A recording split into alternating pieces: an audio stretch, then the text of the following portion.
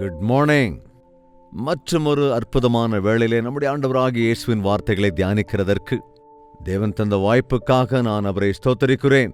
வாருங்கள் ஜெபத்தோடு கூட. பரிசுத்தமும் அன்புமுள்ள பிதாவே, அனுதினமும் உம்மோடு நடக்கிறதற்கும் உம்முடைய வருகைக்காக எதிர்பார்த்திருக்கிறதற்கும் எங்கள் இருதயங்களை உமக்கு முன்பாக சரி செய்து கொள்வதற்கும் கபடற்றவர்களாய் குற்றமற்றவர்களாய் உம்முடைய இரத்தத்தால் கழுவப்பட்டவர்களாய் உம்முடைய ராஜ்யத்தின் வாரிசாவோம் என்கிற நம்பிக்கையோடு இருக்க எங்கள் ஒவ்வொருவருக்கும் சகாயம் நட வேண்டும் என்று கிறிஸ்துவின் நாமத்தில் வேண்டிக் கொள்கிறோம் பிதாவே, ஆமேன். தேவனுக்கு ஸ்தோத்திரம். எப்படி இருக்கீங்க? எப்படி இருக்குங்க வாழ்க்கை? சொல்லுங்க, உண்மையை சொல்லுங்க. கஷ்டமா இருக்கா? ரிலாக்ஸ்டா இருக்கா? ஹாயா இருக்கா? சந்தோஷமா இருக்கா? இல்ல பாரமா இருக்கா? ஒன்றும் புரியாத சூழலில் இருக்கிறீர்களா? ஒன்றும் அறியாமல் தவித்துக் கொண்டிருக்கிறீர்களா? அல்லது நல்ல நம்பிக்கையோடும் உறுதியோடும் விசுவாசத்தோடும் ஒரு மகத்துவமான தேவன் எனக்கு இருக்கிறார் என்ற திருப்தியோடே கூட வாழ்கிறீர்களா? ஆமாங்க, இந்த உலகத்தில் கிறிஸ்துவனிடத்தில் அன்பு கூறுகிறவன் அவருடைய சிலுவையை எடுத்துக்கொண்டு அவரை பின்தொடர வேண்டும். அப்படின்னு என்ன அர்த்தம்? நம்முடைய ஆசைகள், நம்முடைய சொந்த ஆலோசனைகள், நம்முடைய பழைய பாவ பாரங்கள், உலகத்தின் கவலைகள் இவள் எல்லாவற்றையும் விட்டுவிட்டு இயேசு கிறிஸ்துவையே பின்பற்ற வேண்டும். என்ன பிரயோஜனங்க? எல்லாத்தையும் விட்டுட்டு இயேசுவை பின்பற்றினா எங்களுக்கு என்ன லாபம்னு கேட்குறீங்களா? இதே சந்தேகம்தான் அன்னைக்கு பேதுருவுக்கும் எழுந்தது. பார்க்கலாமா? மார்க் எழுதின சுவிசேஷம் 10வது அதிகாரம் 28வது வசனத்தை வாசிக்கிறேன். பேதுரு அவரை நோக்கி, இதோ நாங்கள் எல்லாவற்றையும் விட்டுவிட்டு உம்மை பின்பற்றினோமே என்று சொல்லத் தொடங்கினான். நம்ம கூட நிறைய நேரங்கள்ல வாயை திறந்தோன்னா அவ்வளோதான், நாம் என்னென்ன செஞ்சோம் அப்படின்னு எல்லாத்தையும் கட்ட கட்ட கட்டன்னு சொல்லுவோம். நம்முடைய விஷயத்தை நமக்கு சொல்றதுக்கு ரொம்ப ரொம்ப சந்தோஷமா இருக்கும். எந்த தடையும் இல்லாம வார்த்தைகள் அப்படியே கொட்டிக்கிட்டே இருக்கும். சுயடம்பம் அடிக்கிறதுன்னு வந்துட்டா ஒவ்வொரு மனுஷனும் இன்னைக்கு சுயதம்பட்டம் அடிக்கிறாங்க அப்படின்னு சொல்லுவாங்க இல்லையா? நான் அப்படிப்பட்ட ஆளு, நான் அதை செஞ்சிருக்கேன், நான் இதை செஞ்சிருக்கேன், அப்படி பண்ணியிருக்கேன், இப்படி பண்ணியிருக்கேன். நாங்கள் எல்லாவற்றையும் விட்டு விட்டு உம்மை பின்பற்றினோமே ஆண்டவரே என்பதை போல ஏதோ பெரிய காரியங்களை செஞ்ச மாதிரி. உண்மையில் அது பெரிய காரியம்தான். நம்மளால ஒன்ன கூட விட்டு விட முடியாது இல்லையா? என் பின்னாலே வாருங்கள், நான் உங்களை பணக்காரனாக்குகிறேன் அப்படின்னா பின்தொடர்ந்து போயிடுவோம். ஆனால் உங்களை மனிதர்களை பிடிக்கிறவர்களாக்குவேன் என்று சொன்னால் எல்லாவற்றையும் விட்டு விட்டு அவரை பின்தொடர்ந்தார்கள். ஒருவேளை ஏதோ யூகிச்சிருந்திருப்பான் பேதுருவும் கூட நம்மள மாதிரியே. நம்ம ஆண்டவருக்காக ஏதாவது ஒன்ன விட்டு கொடுத்தா அவர் 10 திரும்பி எனக்கு தருவாரு. ஆண்டவருக்காக இந்த எளிய நிலைமையை நான் விட்டுக் கொடுத்தால் அவர் என்னை உன்னதமான இடத்துக்கு உயர்த்துவார் என்கிற ஆசையோடு கூட இன்னைக்கு நிறைய பேர் இயேசுவை பின்பற்றி வருகிறார்கள். நான் என் வேலையை விட்டுட்டு ஆண்டவருடைய ஊழியத்துக்கு வரணும்னு நினைக்கிறேன் அப்படின்னு சொன்னார் ஒருத்தர். என்ன விஷயம், ஏன் அப்படின்னு கேட்டதுக்கு, வேலை எனக்கு ரொம்ப கஷ்டமா இருக்குன்னார். அப்ப நான் கேட்டேன், அப்போ தேவனுடைய ஊழியம்னா சுலபம்னு நினைக்கிறீங்களா? இந்த உலகத்தில் இருக்கிற உத்தியோகங்களை காட்டிலும் அளவற்ற பொறுப்போடு கூடியது, அளவற்ற பாரத்தோடு கூடியது, அளவற்ற பிரயாசத்தோடு கண்ணீரோடு கூட செய்ய வேண்டியதுதான் தேவனுடைய ஊழியம். அதற்கு ஆயத்தமாக வர வேண்டுமே தவிர உலகத்தை காட்டிலும் தேவ ஊழியம் சுலபமாக இருக்கிறது ஆண்டவரை நம்புகிறோம் என்று சொல்வதனாலே நம்முடைய பக்தி ஆழமற்றது என்பது புரிந்து விடுகிறது. பேதுருவும் கூட அப்பப்போ மேல கீழே அப்படின்னு குதிப்பார் இல்லையா? கொஞ்சம் துருதுருப்பு ஜாஸ்தி, கொஞ்சம் துடுக்குத்தனம் அதிகம். படபடன்னு திடீர்னு தேவதூதனை போல பேசுவான், மறு நிமிஷமே பேய் மாதிரி பேசுவான். எல்லாத்துக்கும் முன்னால வந்து நிற்பான். அதாவது ஒரு நல்ல நல்ல மனுஷன், நல்ல மனசு. பேதுருவுக்கு அந்த அர்ப்பணிப்பு இருந்தது. அந்த அவசர குடுக்கத்தனம் எல்லாம் ஆண்டவரோடு இருந்தபோ சரியாயிடுச்சுங்க. அதனால தானே பரிசுத்த ஆவியானவராலே அபிஷேகம் பண்ணப்பட்ட போது ஒரு சுத்தமான நபராக, வல்லமையுள்ள தேவ மனிதனாக, தேவனுக்காக வைராக்கியமாய் நின்று இரத்த சாட்சியாய் மரிப்பதற்கு கூட தயாராகி அநேகர் இரத்த சாட்சியாய் மரிக்கும்படியாக அந்த அளவுக்கு விசுவாசிகளாய் அவன் அநேகரை மாற்றக்கூடியவனாக ஆனான். அதனால் தான் தேவனுடைய கரங்களிலே நாம் நம்மை அர்ப்பணிக்க வேண்டும்.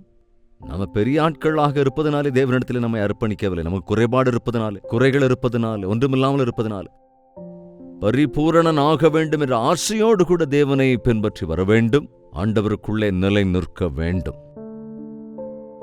நாங்கள் எல்லாவற்றையும் விட்டு உம்மை பின்பற்றினோமே அப்படின்னு சொல்ல தொடங்கினான் அப்படின்னா இன்னும் வேற ஏதோ சொல்ல போறேன். இன்னும் சொல்றதுக்கு நிறைய காரியங்கள் இருக்குன்னு நினைக்கிறேன். அதற்குள்ள ஆண்டவர் இப்படி சொல்றாரு.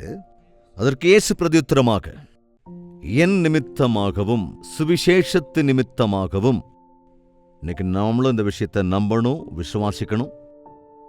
அதாவது கிறிஸ்துவின் நிமித்தமும் அவருடைய சுவிசேஷ பணிகளின் நிமித்தமும் வீட்டையாவது, சகோதரரையாவது, சகோதரிகளையாவது, தகப்பனையாவது, தாயையாவது, மனைவியையாவது, பிள்ளைகளையாவது, நிலங்களையாவது விட்டவன். உண்மையை சொல்லுங்களேன், கிறிஸ்துவின் நிமித்தமாக எதை விட்டு இருக்கீங்க? சகோதரர்களையாவது, சகோதரிகளையாவது, தாய் தகப்பனையாவது, நிலங்களையாவது, பிள்ளைகளையாவது விட்டவன் எவனோ? ஜாக்கிரதைங்க. நான் ஆண்டவருக்காக மனைவியை விட்டு விட்டேன் அப்படின்னு சொல்றீங்களே, நம்ம அதெல்லாம் அவசியம் இல்லை. தேவனுடைய ஊழியத்தை செய்வதற்காக மனைவியை விட்டு விடு என்று ஆண்டவர் சொல்லவில்லை. மனைவியோடு சேர்ந்து ஊழியத்தை செய்ய வேண்டும். நிறைய பேர் ஊழியம் பெருகிட்டதுனால நான் மனைவியை கண்டுக்க முடியலன்னோ, மனைவியை விட்டு பிரிஞ்சிட்டேன்னோ, அல்லது பிள்ளைகளை பார்க்க முடியலன்னோ சாக்கு போக்கு சொல்லுவாங்க. வார்த்தையை ஜாக்கிரதையா கவனிக்கணும், வாசிக்கணும். தாய் தகப்பனையாவது விடுவதனால் நமக்கு தாய் தகப்பனுக்கு நம்மள ரொம்ப பிரியம் இல்லையா? நாம கஷ்டப்படுறத பார்த்து அவங்களுக்கு இஷ்டமே இருக்காது. வளர்ந்து பெரியவங்களாக அந்த பிள்ளைகளை பெற்றதுக்கு அப்புறம், அம்மா அப்பாவானதுக்கு அப்புறம் கூட நம்முடைய தாய் தகப்பனுக்கு நாம் இன்னும் பிள்ளைகளாக இருப்பதினாலே இந்த உலக பிரகாரமான சேஃப்டிக்காக, இந்த உலக பிரகாரமான ஆரோக்கியத்திற்காக அவங்க யோசிச்சுக்கிட்டே இருப்பாங்க. அந்த பையன் நல்ல உயரமா இருப்பான், நல்ல திடகாத்திரமா இருப்பான். அவங்க அம்மா ஒரு 3 மாசத்துக்கு அப்புறம் அவனை பார்க்கும்போது, ஐயோ இவ்வளவு இழைச்சிட்டியேப்பா அப்படின்னு சொன்னப்ப எல்லாரும் சிரிச்சாங்க. ஏனென்றால் அவன் இழைக்கவே இல்லை, நல்ல திடகாத்திரமா தான் இருக்கான். ஆனால் அந்த தாய்க்கு எப்படி தெரியுதுன்னா, அந்த தாயினுடைய அன்பு, ஐயோ என் பிள்ளை இழைச்ச மாதிரி இருக்கிறானேன்னு ஒரு பாரம். எனவே தாய் தந்தையரை நாம், அதாவது தேவனை ஏற்றுக்கொண்ட பிறகு அவரே நமக்கு தாயும், அவரே நமக்கு தகப்பனுமாய், அது மாத்திரமல்ல நமக்கு ஒரு தலைவனாய், நம்மை வழிநடத்துகிற எல்லாமுமாய் அவர்தான் இருக்கிறார் என்று நினைவு கூற வேண்டும். அவைக்குரிய பிரகாரமாக நடக்கிறவன் சரீர பிரகாரமான காரியத்தில் கவனம் வச்சா முன்னேறவே முடியாது. ஆண்டவருக்குள் தாய் தகப்பனுக்கு கீழ்ப்படிந்திருங்கள் என்று வேதம் சொல்லுகிறதே தவிர, தாய் தகப்பன் என்ன சொன்னாலும் கீழ்ப்படியுங்கள் அப்படின்னு சொல்லலைங்க. ஆண்டவருடைய சித்தத்தின்படி, ஆண்டவருடைய வார்த்தையின்படி தாய் தந்தை எதை சொன்னாலும் கண்டிப்பா கீழ்ப்படினும். சின்னவங்களா இருந்தாலும் பெரியவங்களா இருந்தாலும் கண்டிப்பா அவங்க வார்த்தைக்கு கீழ்ப்படினும். அதாவது சொல்லலாம், கேட்கலாம். இன்னைக்கு நிறைய பேர் தேவனுடைய ஊழியத்திற்கென்று வருகிறவர்கள், இப்ப எங்க அப்பா அம்மா ஒத்துக்க மாட்டேங்கிறாங்க அப்படின்னு அப்படியே தங்களுடைய வாழ்க்கையை வீணாக்கிக்கிறாங்க. அதாவது அப்பா அம்மாவுக்கு நான் ஊழியம் பண்ணணும் அப்படிங்கிற ஆசை இருக்கு, ஆனா எங்க சிஸ்டர்ஸ்க்கு இன்னும் மேரேஜ் ஆகல. நான் ஊழியத்துக்கு வந்துட்டா என்னோட சிஸ்டர்ஸ் மேரேஜ் என்னவாகுமோ என்று கூட சில பேர் வருத்தத்தில் இருப்பாங்க. நாங்கள் ஆண்டவரை விசுவாசிக்கிறோம், ஆனா எங்க பிள்ளைங்க இன்னும் செட்டில் ஆகல. ஆண்டவருடைய ஊழியத்துக்கு வரணும்னு இருக்கு, ஆனா கொஞ்சம் ரிட்டையர்ட் ஆனதுக்கு அப்புறம், பிள்ளைகள்லாம் செட்டில் பண்ணதுக்கு அப்புறமா ஆண்டவருடைய ஊழியத்துக்கு வரலாம் அப்படின்னு நினைக்கிறேன். நான் கவனிங்க, ஆண்டவர் அழைத்த உடனே கீழ்ப்படுகிற போது என்ன நடக்கும் என்பதை இங்கே பார்க்க முடியும். ஆண்டவருடைய அழைப்பை ஏற்றுக்கொள்ளுகிற போது நீ சகோதரர்களை விட்டு வந்தாலோ, தாய் தகப்பனை விட்டு வந்தாலோ, சகோதரிகளை விட்டு வந்தாலோ, உன்னுடைய பிள்ளைகளை விட்டு வந்தாலோ, நிலங்களை விட்டு வந்தாலோ, உன் உத்தியோகத்தை விட்டு வந்தாலோ,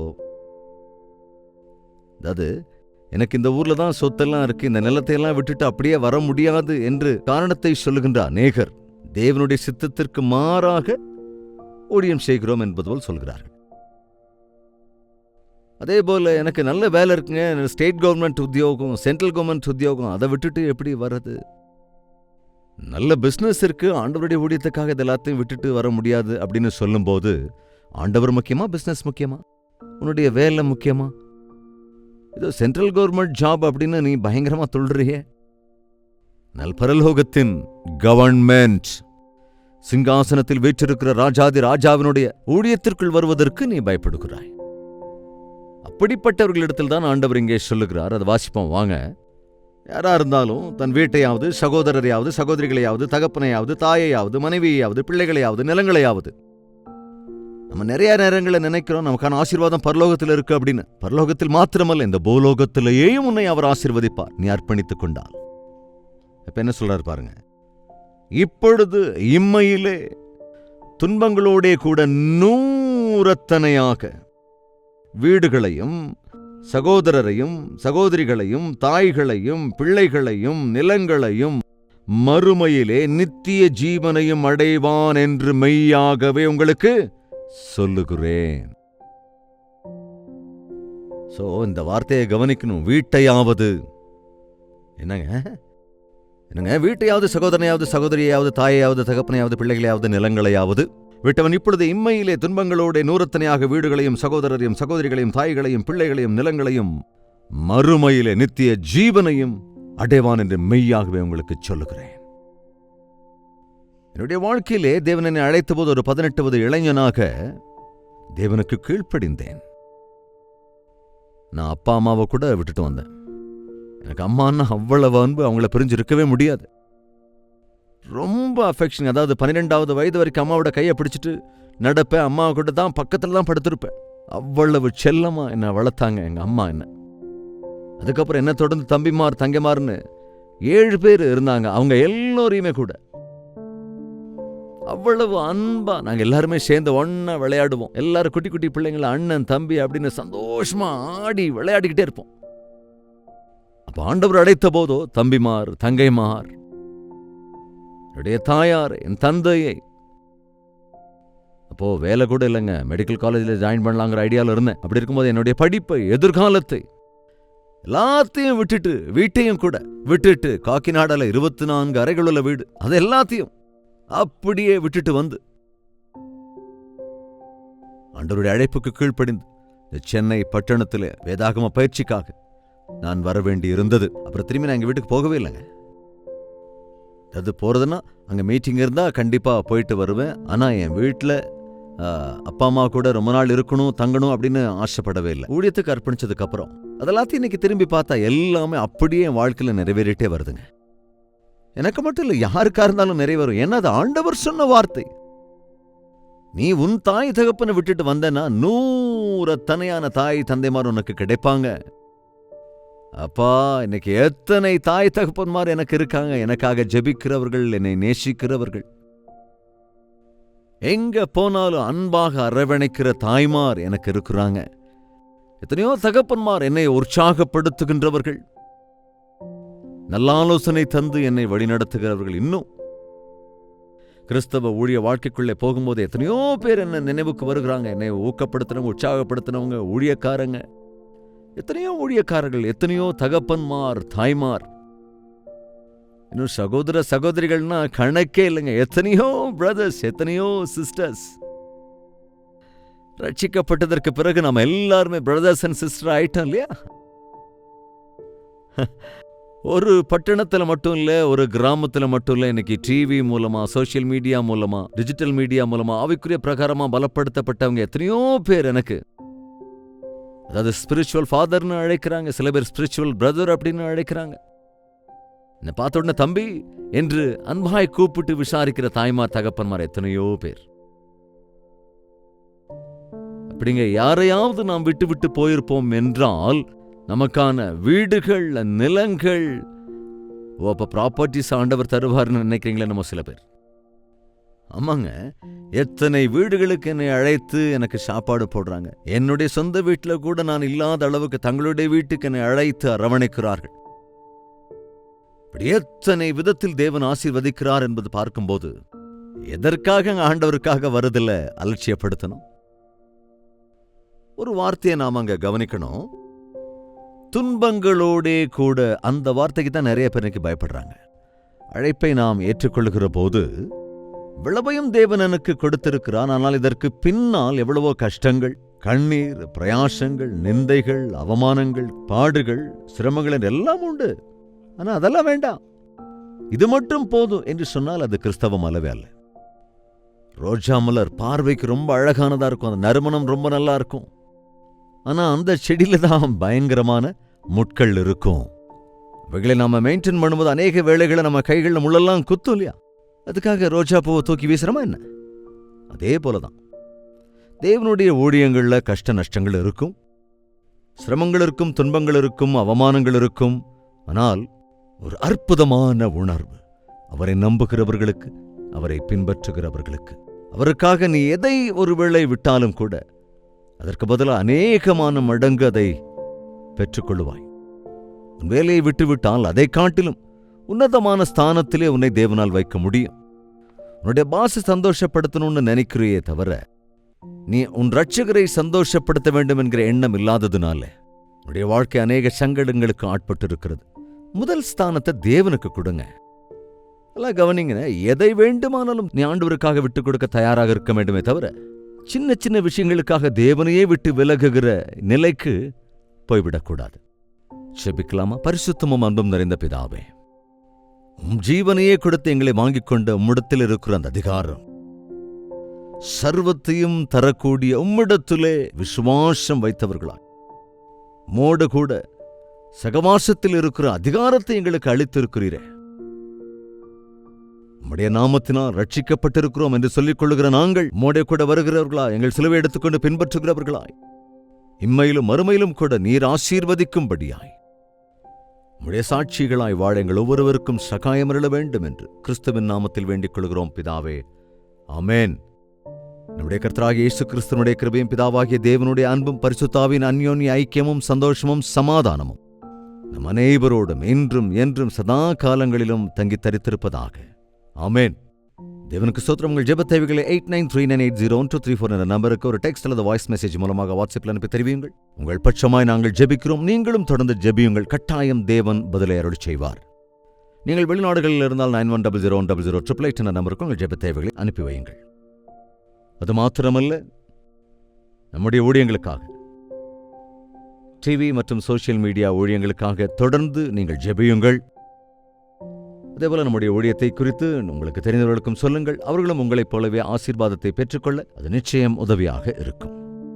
தேவனுக்கு சித்தமானால் நாளை இதே நேரம் இதே அனுதின தியானத்தில் நாம் மீண்டும் சந்திக்கலாம். அதுவரைக்கும் தேவாதி தேவனுடைய மகா கிருபை நமக்கு துணையாயிருப்பதாக.